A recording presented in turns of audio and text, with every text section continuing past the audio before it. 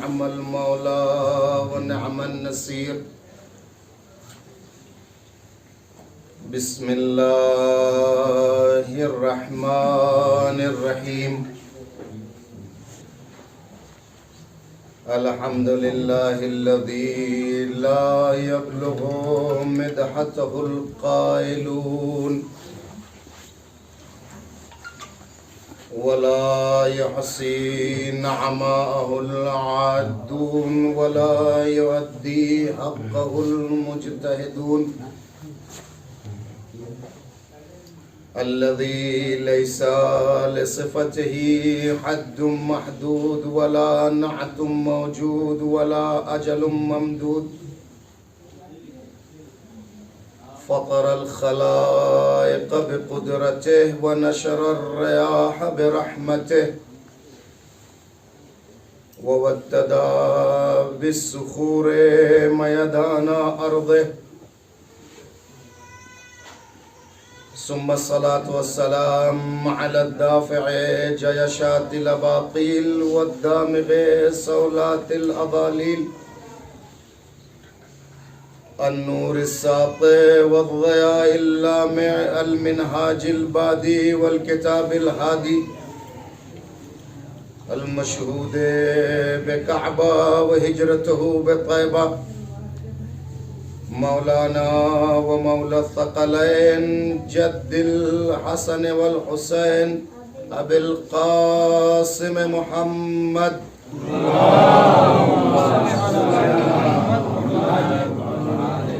والصلاة والسلام على آله الأطيبين الأطهرين المنتخبين المنتجبين. ولعنة الله على أعدائهم دائما باقيا متواترا متواصلا متكاثرا متزافرا من الآن إلى قيام يوم الدين. أما بعد فقد قال جدي رسول الله صلى الله عليه وآله وسلم: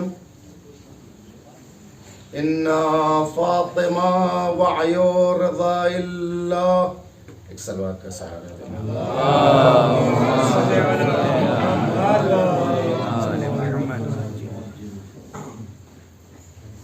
لائق صد احترام علماء کرام، سفران نور و کربلا، مروجین پیغام عاشورہ، ناشرین فکر فاطمی، رسولان کربلا،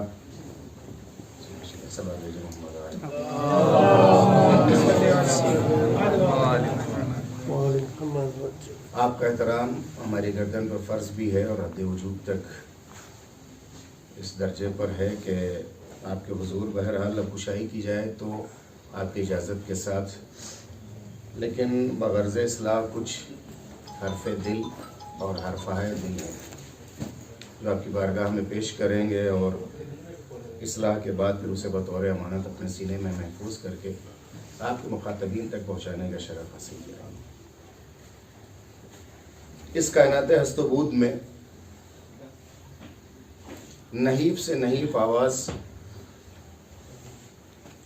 اور عنکبوتی حیات رکھنے والے گھروندے بھی اس بات کا خواب دیکھتے ہیں اور ان تک کوشش کرتے ہیں کہ ریت کی اور ریت پر بنی ہوئی دیوار دنیا کے مضبوط سے مضبوط قلعوں اور قصور و محلات سے آنکھیں ملائیں اور ان کو چیلنج کریں. مگر یہ سچ ہے کہ حبابی حیات کچھ اور ہوتی ہے اور کوہ عزمی اور استعداد اور الہی ہدیہ کچھ اور ہوتا ہے. جھوٹوں کی بزم میں اور جھوٹ کی منڈی میں سچا ہیرا بیچنا اور اس کی قیمت لگانا بہت سخت ہے. جہاں ورم کو صحت بتایا جا رہا ہو وہاں پر کسی کی صحت کو ثابت کرنا پلکوں پر پہاڑ اٹھانے سے کم نہیں. جہاں پوری حکومتی مشینری اس بات پہ لگی ہوئی ہو کہ بلالی رکھنے والے کو یوسف کا لقب دے دیا جائے اور بیساکھیوں پر کھڑے ہوئے ان متزلزل पैरों को एक सुतून का नाम दे दिया जाए, उस झूठे की मंडी में कोई सच्ची जा करके अपनी सच्चाई मनवा ले।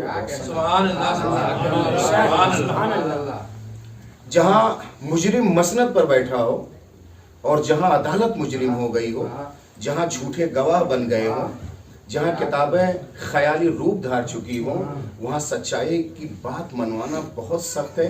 इतना ही सख्त था जितना कुफारो मुनाफिकीन के से कलमे पैगंबर पढ़वाना उतना ही सख्त था आकर के यादगार खदीजा से बैतुल्लाह में और मस्जिद नबी में किसी झूठे से सच्ची बात का एतराफ़ करवाना। अगर आप देखें तो जब पैगंबर लहूलहान आता था और जिस्म रूह के जख्म खा करके आता था, जिस्म का जख्म यह है कि कोई हाथ खाली नहीं होता था, और मक्के की गलियां इस बात की गवाह हैं, वो तमाम तर संगरेजे और संग जो खून पैगंबर से लथपथ होते थे, पैगंबर नहीं वो संगरेजे और पत्थर, लेकिन वही पैगंबर जब सहने खाना में आता था तो कुर्बान जाऊं सुजूदे नाज़नीने पाक के कहती कुछ न थी, एक जी भर के देख लेती थी। जो कायनात के लिए रहमत आता था होता था, उसका जख्म इसके दिखने से मरहम बन जाता था। सुभान अल्लाह। और कहे और उस जख्म पर अपने वजूद का मरहम दे दे, वो तो बहुत दूर का मरहला है। मैं अक्सर ये कहा करता हूँ कि हयात पैगंबर में बहुत सारी ऐसी थी जो बार पैगंबर को भी बढ़ाने में और जख्म पैगंबर में इजाफा करने वालियां और हैं, लेकिन जो जख्म पैगंबर के लिए मरहम बन जाए वो सिर्फ खदीजा है। जो जख्म पैगंबर के लिए मरहम बन जाए वो तन्हा खदीजा है। और इस्लाम के नाम पर और इस्लाम के दामन और उसके दस्तरखान पर आकर के टुकड़ों में सही, हिस्सों में सूखी जौ रोटी जो भी उस वक्त मैसर था, टुकड़ों पर पलने वालों की तादाद बेशुमार है। तारीख के औराक खत्म से आई दम तोड़ देती है, उनका नाम नहीं लिख पाती, लेकिन इन लोगों को पालने वाली तन्हा है खदीजा। तो अगर आप इस वजूद नाज़नीन पाक को समझ लेंगे, तो अगर इसी को किसी नूरानी पैकर में ढाल करके मिल्लत व उम्मत के हवाले कर दिया जाए तो उस यादगार खदीजा का नाम फातिमा है। अब उलमा ये सब सारी चीजें दूसरी जगह और वहां आवाम तक पहुंचाना बहुत सख्त हो जाता है। एक तहरीक, एक इनकलाब, एक आंदोलन, एक अपने वजूद से फिक्र की एक ऐसी लकीर बना गई थी खदीजा सलामुल्लाह अलैहा, जो जाते जाते नहीं बिल्कुल सिराते मुस्तकीम से जिससे बू और खुशबू आती थी। हयात अगर खदीजा सलामुल्लाह अलैहा का अगर आप खुलासा करेंगे तो सिर्फ एक लफ्ज में खदीजा सलामुल्लाह अलैहा का वजूद नाज़रीन पाक का खुलासा ये है कि एक मासूम की हिमायत और एक की हिफाजत। सुभान। मैं यहाँ से अगर इजाजत दे तो कुछ मारूज़ात आप तक पेश करूँ। हज़रत खदीजा सलामुल्लाह अलैहा की हयात और हयात पैगंबर में आने के बाद जो बिला शिरकत गैर निगरां शहजादी रहे हयात पैगंबर की, एक मासूम की हिमायत और एक मासूम की हिफाजत, ये है किरदार खदीजा। हिमायत किसकी है? मुकम्मल हिमायत है कि पैगंबर लहूलहान होने से पहले जब जाने लगे तो भी इतनी हमदर्दी दिखाए, इतना हौसला दे सफर बखैर होने के। कोई सफर मक्के और मदीने के नहीं था, बल्कि सिर्फ घर से निकल के उन गलियों तक था। हर वो सफर है, हर वो कदम सफर का माना रखता जो जहमतों से भरा हुआ हो। पैगंबर सहने खाना से जैसे ही मक्के की गली के लिए निकलते थे, ये बज़ाहिर उठने वाला कदम था, लेकिन ये सफर तबलीग था। सफर में निकलने से पहले ऐसा हौसला दे देती थी खदीजा कि पत्थर लगते तो थे, लगने का एहसास नहीं होता था। मैं लफ्ज़ आपके सुपुर्द करना चाहता हूँ, मैं इस दावे की दलील पेश करूंगा। ऐसा हौसला कल्बे पैगंबर पे अपने लफ्जों और अपने वजूद के जरिए से देती थी। पैगंबर के जिस्म नाज़रीन में पत्थर लगता तो था, एहसास जख्म ना करते थे। और आने के बाद उन जख्मों को देखने के बाद नजरे रहमतो करमो मोहब्बत ऐसी पड़ती थी कि नजर में अल्लाह जाने क्या कीमिया गरी थी कि जख्मे पैगंबर के लिए नजरे खदीजा मरहम बन जाती थी। मैंने जुमला का पत्थर लगते मगर एहसास ना हो सकता है। खिताबत और ये शोबदा बाजी नहीं, अल्फाज की बाजीगरी नहीं है। लगता है जख्म सबको होता है, मगर एहसास करने और ना करने की वजह से होता है। और अगर ये न होता तो मेरे दावे की दलील है, इमाम मोहम्मद बाक़र अलैहिस्सलाम फरमाते हैं, इन्ना असहाबी जद्दिल हुसैन लम यजदु अलमा मस्सिल हदीद।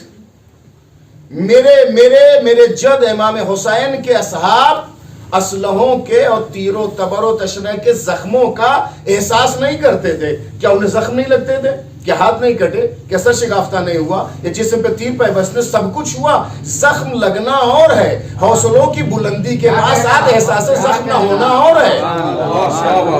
وجہ کیا تھی؟ وجہ یہ تھی کہ یادگار خدیجہ ایک میدان میں اگر کسی کے عزم و حوصلے میں اپنی اگر روح پھونک دے تو ایک سیاہ فام بھی اگر غلام ہوتا ہے تو آنے کے بعد نہ جانے کیوں عزم حسینی اس کے پیکر میں ایسا سمو جاتا ہے کہ خود کہاں، زرہ کہاں، بختر کہاں، لباس کو اتارنے کے بعد کہا کہتا یہ ہے کہ محبت حسین نے مجھے دیوانہ کر دیا ہے۔ ایک حوصلہ اگر انسان لے کر کے نکلتا ہے تو زخموں کے لگنے کا احساس نہیں ہوتا۔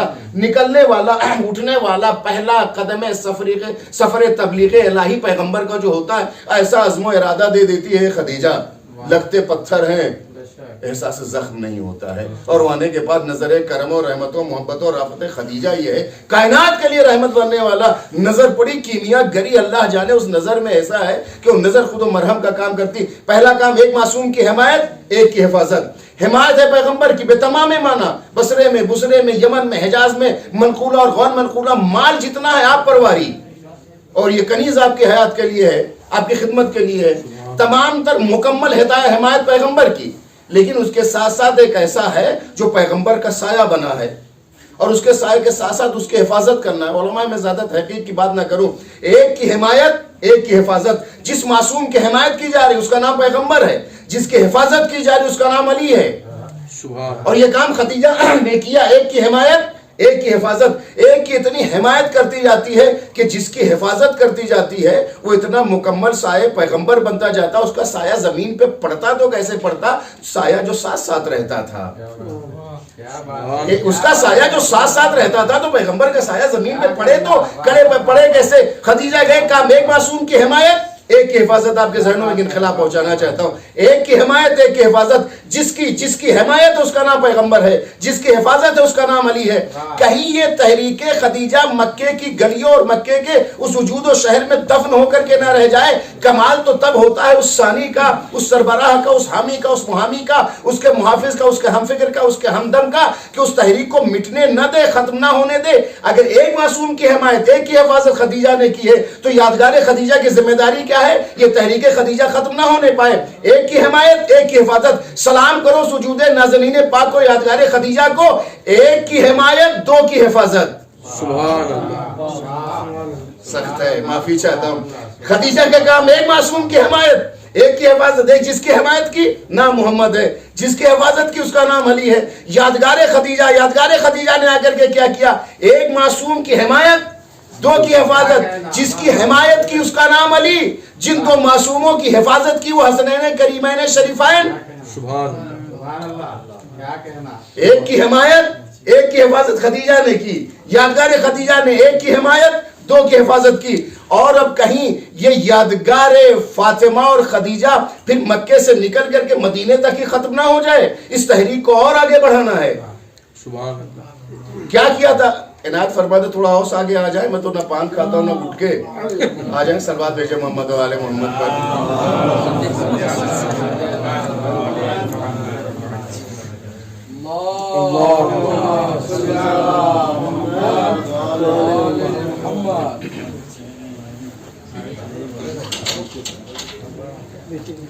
صاحب اس سے زیادہ ان لوگ کو نہیں ہلا سکتا ہوں، ایک اس سے بہتر صلوات بھیجیں محمد و آل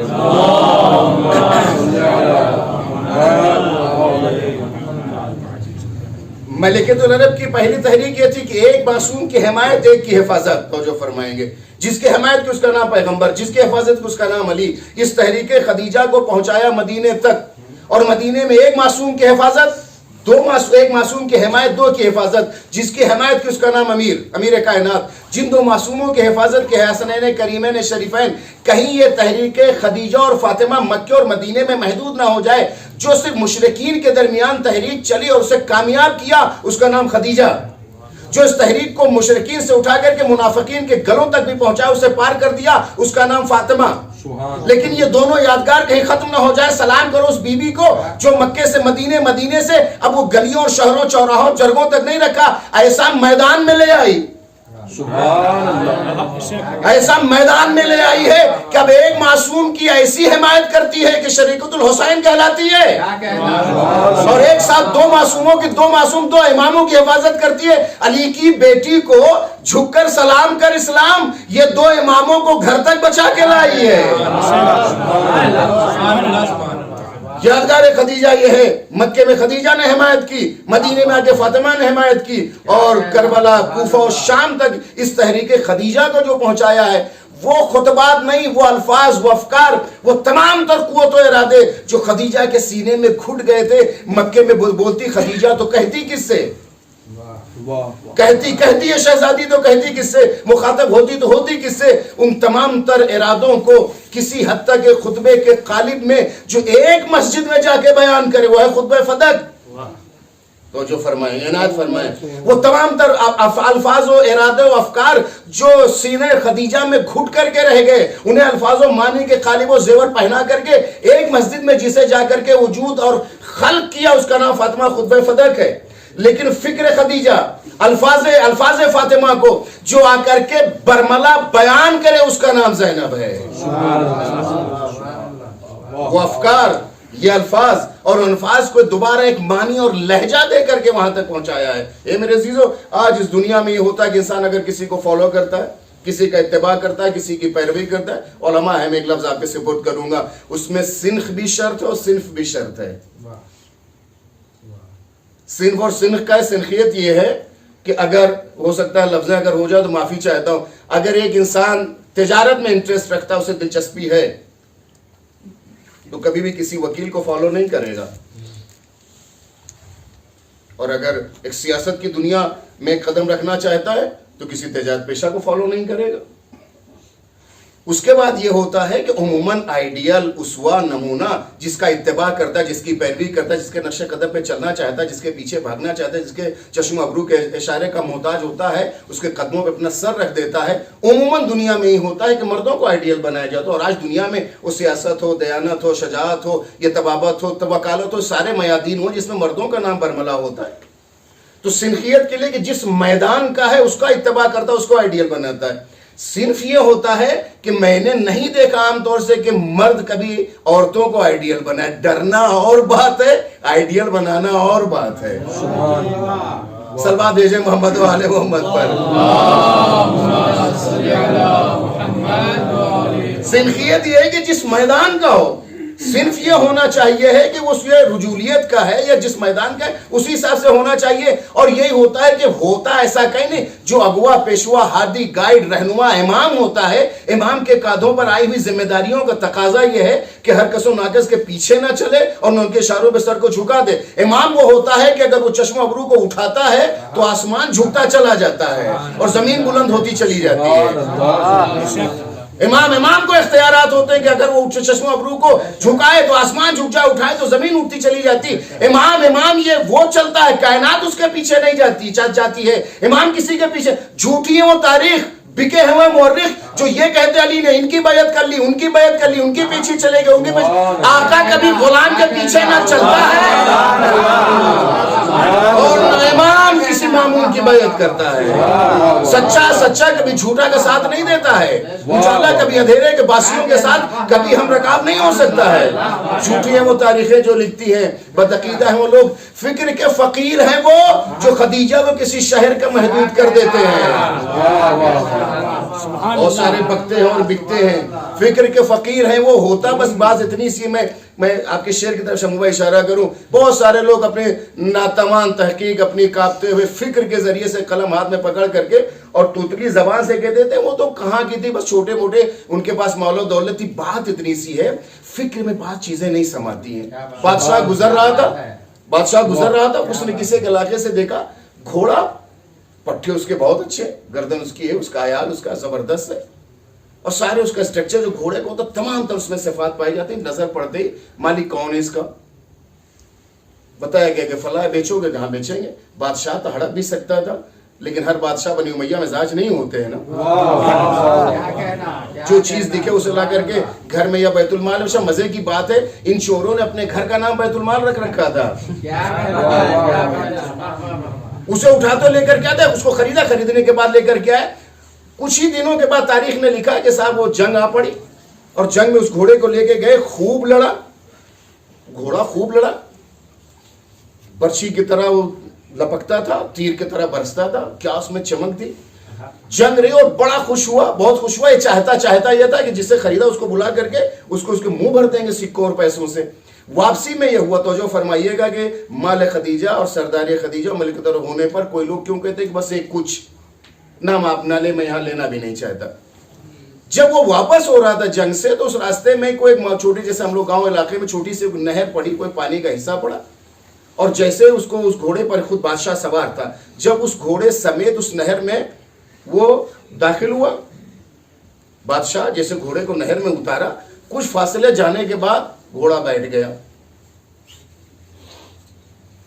وہی گھوڑا جو اتنا زیادہ تمام تر اس میں صفات پائے جاتے تھے قدکاٹی کے حساب سے, جنگی تمام تر فنون جو ہوتے, جیسے اشاروں پر سوار کو گھوڑا تڑپتا ہے اور حملے کرتا اور ہٹا, ساری تمام چیزوں پر. مگر جنگ سے واپسی کے بعد جب وہ نہر کو پار کر رہا تھا, بیچ نہر میں جا کر کے گھوڑا بیٹھ گیا. جیسے تیسے اس گھوڑے کو پار کرا, لیکن طلب کرائے کہ گھوڑا جس نے بیچا تو کہاں گیا, بلایا. کہا کہ یہ وجہ کیا ہے؟ اس لیے کہ گھوڑے کی صفات میں یہ ہے کہ پانی سے اس کو الرجی ہے. گھوڑا پانی میں رکتا نہیں ہے, اترے گا نہیں, اور اگر اترا تو انت تک وہ جان لگا کر کے کسی بھی صورت سے اپنا پار کرنے کے اندر کوشش کرتا. اگر وہ پار کر سکا تو پار کر کے, نہیں واپس آ جائے گا. یہ بیٹھا کیوں؟ اس نے کہا کہ یہ گھوڑا بیٹھا کیوں؟ کہ سرکار اگر جا کے پناہ پاؤں تو یہی اصیل ہے, تمام معنی اصیل ہے, کوئی اس میں مشکل نہیں پائی جاتی. بات اتنی سی ہے کہ بچپن میں یہ مر گیا تھا, اس کی ماں مر گئی تھی, یتیم ہو گیا تھا. اس کو پالنے اور جلانے کے لیے ہم نے اس کو بھینس کا دودھ پلایا تھا. اس کا اثر یہ ہوا کہ پانی میں جا کر کے یہ ہے تو گھوڑا مگر بیٹھ جاتا ہے. اب آپ نے توجہ فرمائی, بہت سارے قبیلوں سے آئے ہوئے یہ فکری فقیر آ کر کے کسی لباس کسی روپ دھاری ہو جائے, کتنا بڑا استاد کا لقب حاصل کر لے, ہو سکتا ہے نسلی حساب سے اصلی, لیکن فکری فقیر ہیں. انہیں اس لیے کہ یہ ٹکڑوں میں پڑھنے والے ہیں تو خدیجہ کا مال ہضم نہیں ہوتا ہے. میں عرض کر رہا تھا, صنف اور سنخ ہونا چاہیے, فالو کرے, اتباع کرے, پیروی کرے, اس کے نقش قدم پہ چلے جہاں تک ہو سکتا. امام کبھی کسی کا اتباع نہیں کر سکتا, کسی کے پیچھے نہیں جا سکتا, نہ سر کو جھکائے کہ نہ فکر اس کے ہاتھ بیچے گا, نہ اپنی حیات کی کلائے اس کے سپرد کر دے گا. مگر ہم نے تاریخ میں تو بالکل اس کیفیت کو بدلے دیکھا ہے کہ صنف اور سنخ کے دونوں کے خلاف ایک ایسا فیصلہ ہے جو سارے عصمت الہیہ ہے, کائنات کے امام ہے, جس کے رکنے پر قیامت رکی ہوئی ہے, جس کے آنے پر قیامت ٹھہری ہوئی ہے, جس کے آنے کی وجہ سے خزانے اپنے منہ کو روکے بیٹھے ہوئے, جس کے لیے ابھی تک آسمان کمر خمیدہ ہو کے دیکھ رہا, اے میرا اللہ وہ یوسف ہے کہاں؟ وہ یہ کہتا ہے کہ میرا آئیڈیل بنت رسول ہے. کیا ہے اس وجود میں, کیا ہے اس وجود میں جو کائنات کے امام کی امام بن جائے, وہ فاطمہ ہے. کائنات کے امام بن جائے, جس کے اشارے پر, جس کا وجود. اور آپ دیکھیں ایک طرح کی مہارت, آدمی میچور ہوتا ہے عمر کے حساب سے, 30-35 کے بعد پھر اس میں ایک سنجیدگی آتی ہے, متانت آتی ہے, تجربات کا ایک سلسلہ ہوتا ہے. ایک عمر کا بہت عمل دخل ہوتا ہے تجربیات میں, لیکن جب دنیا کی مہارتیں ہوتی ہیں تو سب سے پہلے عمر وہاں دستک دیتی ہے.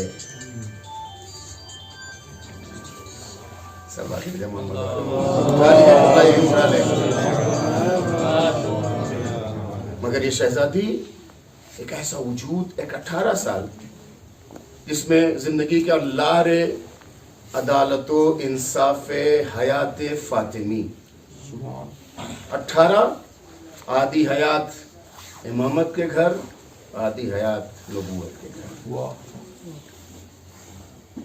اور جب تک آغوش پاک اور شجاع نہ ہو, اس میں کھیلنے والا اور پلنے والا بچہ نہ پاکیزہ ہو سکتا ہے نہ بہادر ہو سکتا ہے. ایک بہادر اولاد کے لیے آغوش کا پاک ہونا اور اس کے بعد ساتھ ساتھ اس کا بہادر ہونا ضروری ہے. اور کیا کہنا اس گھرانے کا, کیا کہنا اس دستہ پاک کا, کیا کہنا اس آغوش پاک کا. تاریخ آپ مجھ سے بہتر جانتے ہیں, تاریخ نے بلا استثناء یہ لکھا, ذمہ داروں نے, منصف مزاج لوگوں نے, میں بکے بکنے والوں کی بات نہیں کرتا, سب نے کہا جب بھی پیغمبر کا یہ وارث آتا تھا, ابطال کفار کو ختم کرنے کے بعد و منافقین ختم کرنے کے بعد جب بھی آتے تھے مدینے کی زندگی میں تو ذوالفقار کو امام حسن مجتبیٰ علیہ السلام کے حوالے کرتے تھے کہ اپنی والدہ گرامی کو دے دو، اور وہ لے جا کر کے تاریخ نے لکھا ایک لفظ استعمال کیا کہ اس کو صاف کر دیں، اور سائیکل دونوں کا لفظ استعمال کیا گیا۔ اب آپ بتائیے کہ جس کا باپ فاتح خیبر ہو، جو ذوالفقار کا وارث بھی ہو اور حامل بھی ہو، وہ کسی کے بچے کے اگر گود میں اور ہاتھ میں ذوالفقار کو رکھے اور ماں تک پہنچائے کہ لے جا کر کے دے دو، تو انسان کتنا احساس غرور کرتا ہے۔ ایک باپ ایک بیٹے کے ہاتھ پہ تلوار نہیں رکھ رہا تھا، ایک امام کو اسرار امامت کو منتقل کر رہا تھا۔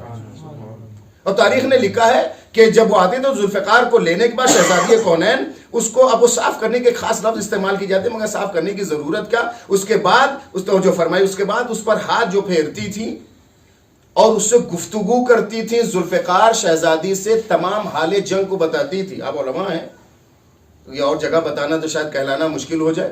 تمام حالات جنگ کو ذوالفقار گفتگو کا ساتھی علی کی تھی تو سہیلی بطول کی، لیکن یہ آنے کے بعد یہ دست فاطمہ میں ذوالفقار کو سپرد کرنا، پھر دوبارہ میدان جنگ میں جانا، یہ تلوار کی بورش میں جو بھی اضافہ ہو۔ اب اس کے بعد ذوالفقار موت کا سفر چاہے جتنی تیزی کے ساتھ ساتھ سفر کرے، کیا کہنا کہ دست علی میں تو ہے یہ امانت خدا، مگر اس پر سائیکل دست فاطمہ کا ہے۔ چل تو رہی ہے علی کے ہاتھ میں، چل تو رہی ہے علی کے ہاتھ میں، لیکن اس کے لبوں پر جو سائیکل ہے، یہ رعایت ہے لبے فیک تو آپ جانتے ہیں، اس کے لبوں پر جو سائیکل ہے وہ دست فاطمی کی ہے۔ اب جب جہاں بھی یہ ذوالفقار سفر کرے گی، داد شجاعت علی کے ساتھ فاطمہ شریک ہے، تو جو چلے علی کے ہاتھ میں، سائیکل ہو دست فاطمی سے، حق یہ ہوتا ہے کہ اس گود میں جو بچہ پلے وہ حسین کہلائے۔ تاریخ نے لکھا، تمام ریسرچ اسکالروں نے لکھا کہ اگر کوئی نارمل انسان، دنیا کے بڑا سے بڑا بہادر سے بہادر انسان، اگر قریبی ترین اپنے افراد کے اور اپنے اعزاء کی نارمل جنازوں کو اٹھائے تو کثرت کے حساب سے 70 کے بعد وہ خود دم توڑ دے گا۔ 70 کے بعد وہ خود دم توڑ دے گا، صرف نارمل صرف جنازے میں شرکت کرے یا جو اس کے جو تکلفات ہیں وہ اس کو اگر انجام دیتا ہے تو، لیکن نہ یہ کہ اس کیفیت میں تمام تر اجزاء بدن کو اپنے دامن میں سمیٹ کر کے لا کر کے گنج شہیدہ میں رکھے، اس کے بعد پھر جو داد شجاعت حاصل کیے۔ یہ وہی دست فاطمی کی تربیت، اگر گود میں دست فاطمی میں ہو تو حسین بنے، سائیکل ہو جائے تو ذوالفقار بنتی ہے۔ یہ ہے مرضی پروردگار کا محل۔ لوگ سجدوں میں مرضی خدا ڈھونڈتے ہیں، لوگ گرد کعبہ طواف کر کے مرضی پروردگار ڈھونڈتے ہیں، لوگ مال کے انبار کو بظاہر راہ خدا کے کہنے کے نام لٹا کر کے مرضی پروردگار ڈھونڈتے ہیں۔ ہو سکتا ہے لوگ رکوع سجدوں کی کثرت اور روزے اور تمام تر واجبات و مستحبات و نیات و خیرات و صدقات میں مرضی پروردگار ڈھونڈتے ہو، تلاش کرتے ہو، لیکن در بدر ان ٹھوکر کھانے کی ضرورت نہیں ہے، بس ایک در ہے، وہاں آ جاؤ، رضا فاطمہ، رضا الہی۔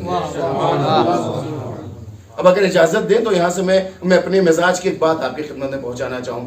بڑی گہما گہمی اور بڑی گرما گرمی ہمارے ملک میں سیاست کی اور الیکشن کی، تو وہ ہوڑ لگی ہوئی ہے، یہ جیتے اور وہ ہارے، کیا ہوا 2024 تو آپ کے دروازے پہ بس دستک دے رہا ہے سر۔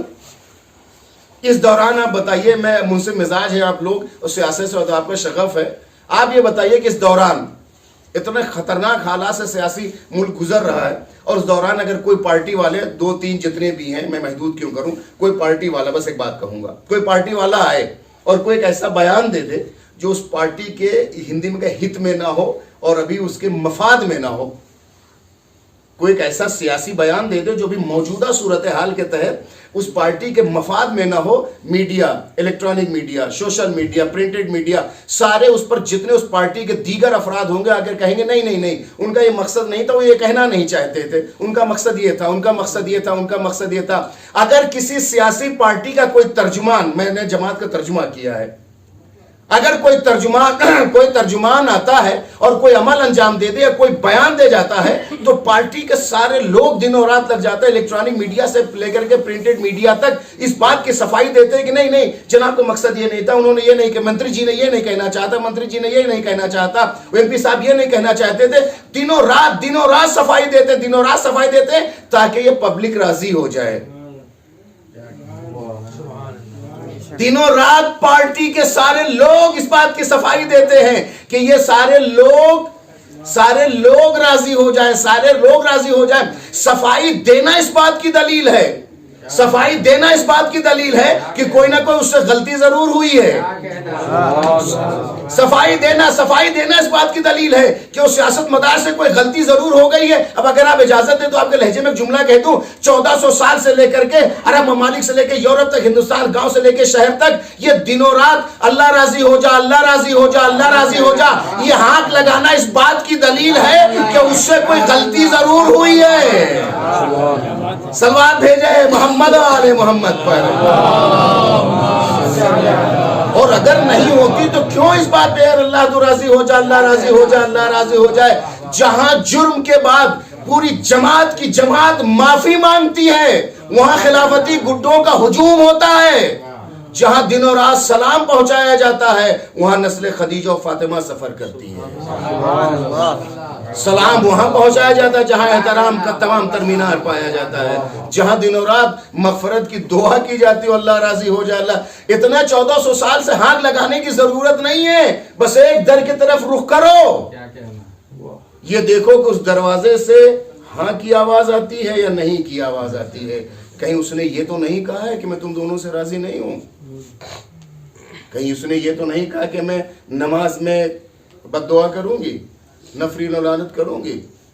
کسی دروازے پہ جانے کی ضرورت. کعبے کے پردے کو لٹکے رہے صبح قیامت تک اور چلاتے رہے اللہ راضی ہو جا، راضی ہو جا، راضی ہو جا.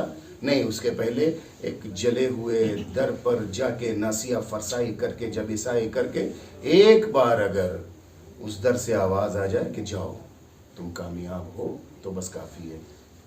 اور یہ گھرانہ تکلفات و تعارفات و ڈائلاگ کا نہیں ہے.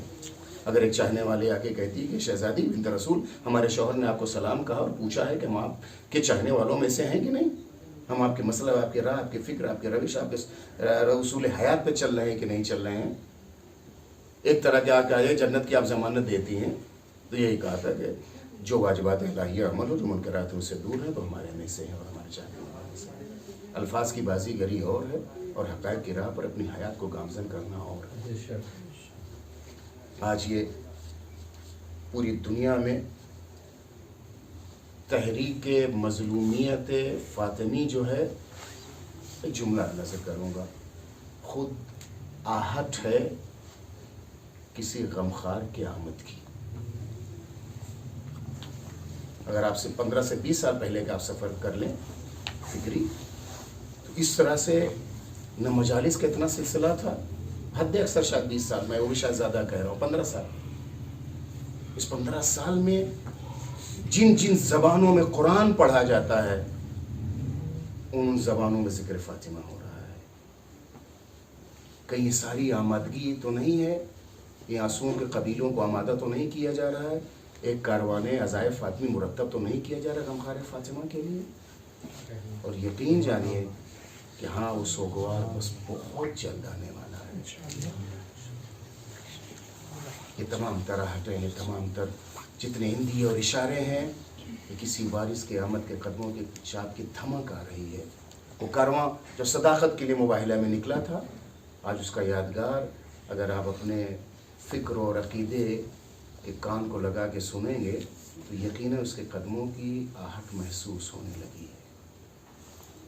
یہ دنیا میں تحول، یہ اسلحوں کی آتش بازی، یہ خون کی ہولی کھیلا جانا، یہ مظلوموں کی آہیں اور تمام اسلام نما اور اسلام نما اور مسلمان نما نام نہاد مسلمانوں کا تماشائی بنے رہنا سچ ہے. ضرورت ہے آخری اس وارث رسول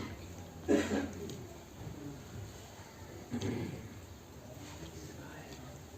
لائق صد احترام ہیں وہ لوگ جو مہمان فاطمہ بھی ہیں اور میزبان فاطمہ بھی ہیں. یوں کہ اگر کسی معزز شخص نے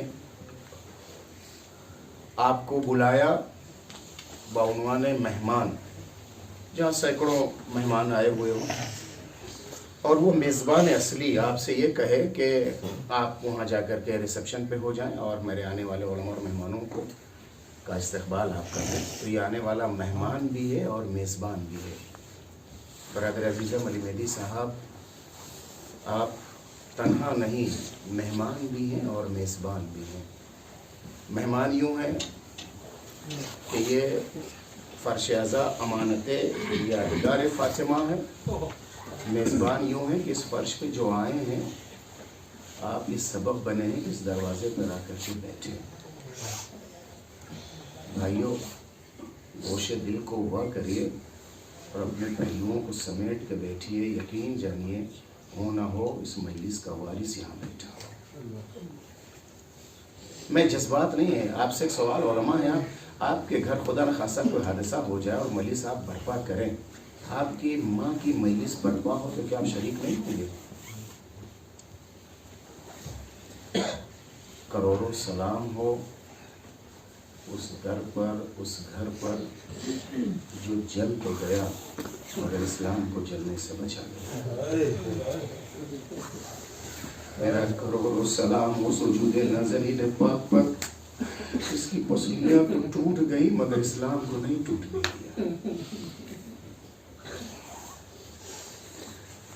حرم مطہر میں خادم ہیں، کئی برس پہلے انہوں نے ایک بات ہم سے کی، انہوں نے کہا سید کربلا میں کوئی عالم دین تھے جن کا سلسلہ درس و تدریس کا تھا، سادات، ان کو اس بات کی خلش تھی کہ آخر کون سی تاریخ شہادت بنت رسول ہے، 13 یا 3؟ انہوں نے اپنے حساب سے پوری ارخریزی کی، مثبت پہلو تھا ان کا، اور جس بھی نتیجے پر پہنچے سب یہ تھا کہ درس میں آ کر کے اپنا نظریہ وہ ظاہر کرتے کہ میری نظر میں معتبر تاریخ شہادت بنت رسول یہ۔ صبح انہیں آ کر کے درس میں اعلان کرنا تھا، رات انہوں نے خواب میں شہزادی کونین کو دیکھا، میرے لال تمہاری زحمتوں کا شکریہ، لیکن کیا بگڑ جائے گا تمہارا کہ لوگ اگر ہم پر 2 بار گریہ کریں۔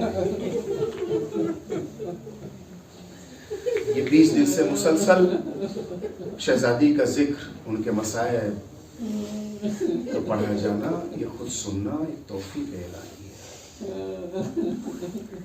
میرے دوستو، اللہ نہ کرے آپ کے گھر میں کوئی مریض ہو جائے، اللہ نہ کرے آپ کے گھر میں کوئی لبِ مرگ ہو، لیکن اگر وہ بھی مریض نارمل ہوتا تو اس کی کیفیت اور ہوتی ہے۔ اگر اس مریض کی کیفیت یوں ہو جائے کہ جسم کے کچھ اعضاء ٹوٹ گئے ہوں تو گھر کی چہرے کی انسان کی رنگت بدلتی، پکا ہوا کھانا رکھا رہ جاتا، کوئی کھاتا نہیں ہے۔ آپ بتائیے 4 برس کا بچہ، 5 برس کا بچہ، 3 برس کے بچے اس میں ہو اور اس کی ماں کی پسلیاں ٹوٹ گئی ہو، اس ماں کے بازو ٹوٹ گئے ہو، اے میرا اس گھر میں کھانا بننے، کھانے اور سونے کا سکون ختم ہو جاتا۔ لیکن ایک انصاف سے بتائیے، اگر یہ ڈاکٹر آپ سے کہتے ہیں کہ مریض کی حالت بہتر ہونے لگی ہے، مریض کی کیفیت بہتر ہونے لگی، گھر میں خوشی کی ایک لہر سی دوڑ جاتی ہے۔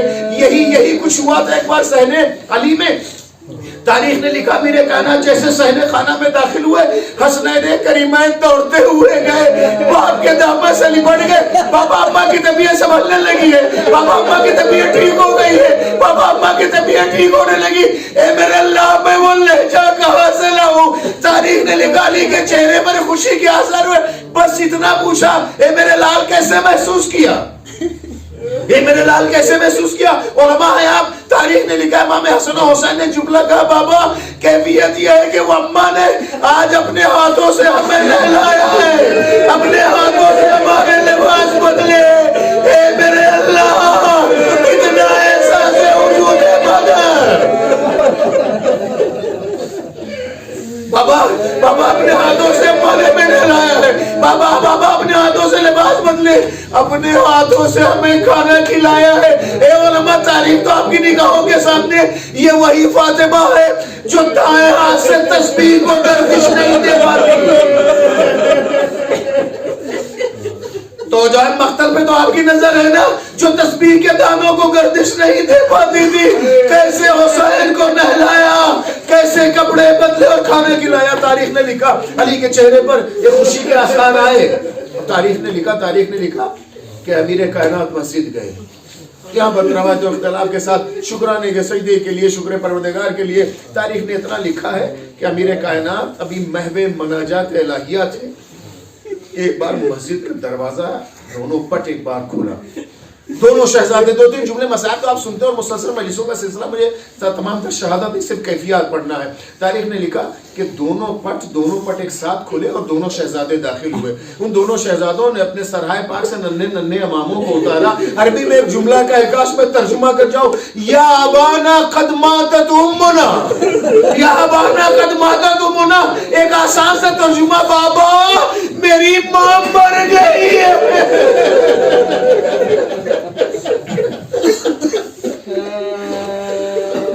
یا ابانا قد ماتت امنا, اے بابا اٹھئے میری ماں مر گئی ہے. مولی جو میادین جنگ میں رہتا تھا تو بڑ بہادروں کے قدم کاپ جاتے تھے, قدم رکھتا تھا تو پہاڑ سماج کی بھیڑ مانتی تھی. اے میرے اللہ, تاریخ نے لکھا جیسے علی نے پہلا قدم اٹھایا فَسَقَطَ عَلَى وَجْهِهِ, علی منہ کے بل زمین پہ گر گئے. جیسے پہلا قدم اٹھا فَسَقَطَ عَلَى وَجْهِهِ, علی منہ کے بل زمین پہ گر گئے. اے بھائیوں, یہ دوستوں, ہمارا تعلق ہندوستان سے نا ایک پڑھائے مذہب کا بھی گرتا تو آپ کے منہ سے بے ساختہ کیا نکلتا, یا علی یا علی یا علی. غیر مذہب کا بھی تو یا علی کا نام. اے میرا اللہ, آج علی گر گئے. اے میرے اللہ, آج علی سہنے مسجد میں گر گئے. علی بلائے تو کسے بلائے؟ تاریخ نے لکھا زمین پہ ہاتھ رکھے گا یا زہرا. میں پوچھنے سے میں احساسات اور فطریات پڑھوں گا اور آخر جملے اور آخر زحمت تمام. اے بھائیو, اے میرے عزیزو, ہم سب گاؤں کی زندگی اور شہری زندگی بہت ساری یادیں نا ہمارے ذہن پہ نقش ہو گئی ہیں, ہم اسے بھول نہیں پاتے ہیں جس بھی عمر کے مرحلے میں ہو. ہمارے بچوں جو چیزیں ابھی دیکھتے ہیں ہو سکتا ہے 30-40 سال تک اسے بھول نہیں پاتے. کچھ یادیں ذہن پر ایسے نقش ہو جاتی ہیں چاہ کر کے بھی انسان بھولا نہیں پاتا ہے. یہی کچھ ہوا تھا مدینے کی گلیوں, یہی کچھ ہوا تھا مدینے کی گلیوں. فتح خیبر کے ساتھ بڑا شہزادہ انگلی کو پکڑے ہوئے چل رہا تھا. یادیں ہے نا, یادیں بھول نہیں پاتا ہے. یادیں ذہن کے پردے میں سب نقش ہو جاتی ہے, امام تک نہیں بھول پاتا. امیر کائنات کے ساتھ چل رہے, ایک شخص ادھر سے آتا ہوا دکھائی دیا. جیسے ہی قریب آیا, حسن جیسا بہادر, علی جیسے بہادر, باپ کے ساتھ چلنے والا بیٹا جلدی سے باپ کے پیچھے دبک گیا. جب وہ گزرا شخص گزر گیا تو امیر نے بس ایک لہجہ دے دوں, امیر نے ایک جملہ پوچھا, میرے لال اے بیٹا تم پیچھے مارے کیوں چھپ گئے تھے؟ کہا ہو جو بھی, بس اشارے سے جملہ کہا, بابا اسی نے ماں کو تباہ.